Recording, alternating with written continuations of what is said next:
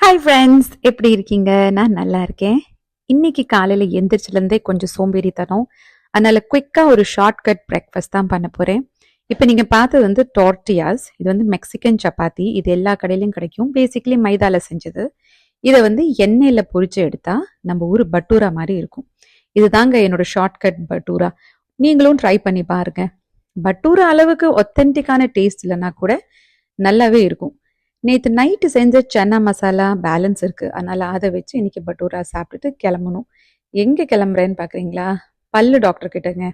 ஞாபகம் இருக்கா? நான் ஒரு வீடியோவில் சொல்லியிருந்தேன், எனக்கு ஒரு பழைய 8 வருஷம் முன்னாடி பண்ண ஒரு ரூட் கேனல் வந்து திருப்பி ஓப்பன் பண்ணி பார்க்கணுன்னு.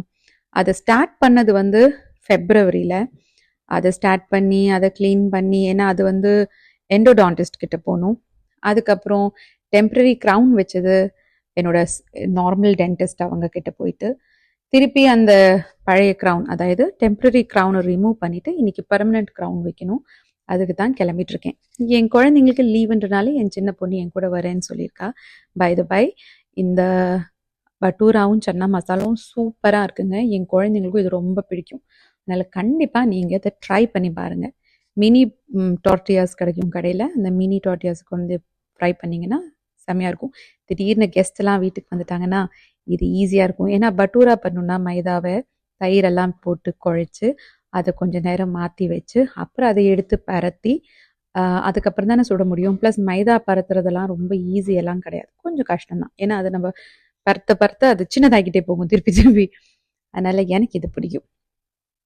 டென்டல் ஆஃபீஸ்க்கு கிளம்பியாச்சு. வீட்டிலேருந்து ஒரு 15-20 மினிட்ஸ். 10 மணிக்கு எனக்கு அப்பாயின்மெண்ட்.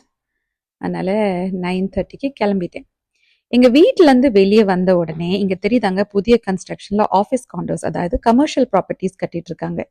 இது வந்து கட்டி முடிச்சு இப்போ ஒரு 6-7 மாதம் இருக்கும்.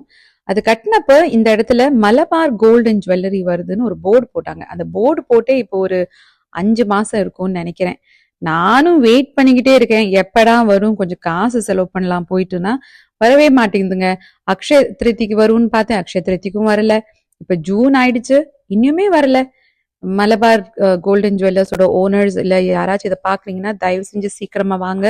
நாங்கள் எங்க மாதிரி நிறைய லேடிஸ் வந்து இதுக்குள்ள போய் ஷாப் பண்ணணும்னு வெயிட் பண்ணிட்டு இருக்கோம். டென்டல் ஆஃபீஸ்க்கு வந்தாச்சு. என் பொண்ணு தான் வீடியோ எடுத்துட்டு இருக்கா. நல்ல ஸ்டைலா ஒரு கிளாஸ் கொடுத்தாங்க, அதை போட்டுட்டு ஆரம்பிச்சாச்சு. எனக்கு டென்டிஸ்ட் ஆஃபீஸ் போகணுன்னா ரொம்ப பயங்க. உங்களுக்கெல்லாம் எப்படி? சின்ன வயசுலேருந்தே பயம்தான்.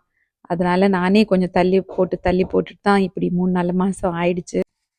ஆக்சுவலி டென்டல் ஆஃபீஸ்லேருந்து கால் வந்துச்சு, இந்த மாதிரி உங்களோட பெர்மனெண்ட் க்ரௌன் வந்துடுச்சு, வந்து ஃபிக்ஸ் பண்ணிக்கிங்க அப்படின்னு.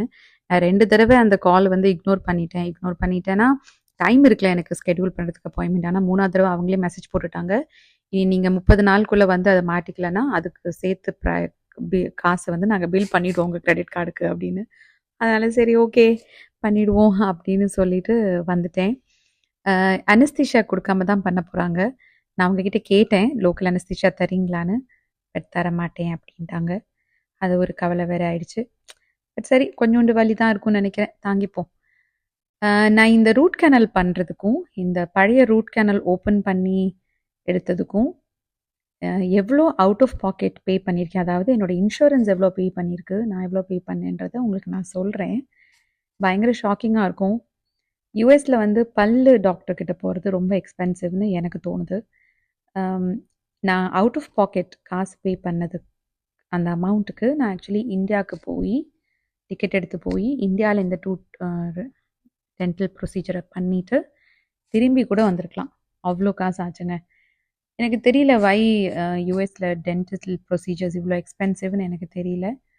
பட் இன்சூரன்ஸும் பே பண்ணும், நானும் கையிலேருந்து அவ்வளோ காசு பே பண்ணியிருக்கேன். எனிவேஸ் வந்ததுக்கு ஒரு கப் காஃபி எடுத்துகிட்டு நானும் என் பொண்ணும் கிளம்புறோம். வெளியே இன்றைக்கி ஆக்சுவலி ரொம்ப நல்ல வெதர் தான். கொஞ்ச நேரத்துக்கு எதையும் சாப்பிடக்கூடாதுன்னு சொல்லியிருக்காங்க. அதே மாதிரி பைட் பண்ணும்போது கொஞ்சம் கேர்ஃபுல்லாக பைட் பண்ண சொல்லியிருக்காங்க. அதனால் மத்தியானம் போயிட்டு ஏதாவது சிம்பிளாக தான் லஞ்ச் குக் பண்ணணும். இந்த வீடியோ உங்களுக்கு பிடிச்சிருந்துச்சுன்னா லைக் பண்ணுங்கள், எல்லார்கிட்டையும் ஷேர் பண்ணுங்கள். அடுத்த வீடியோவில் பார்ப்போம். அது வரைக்கும் பாய்.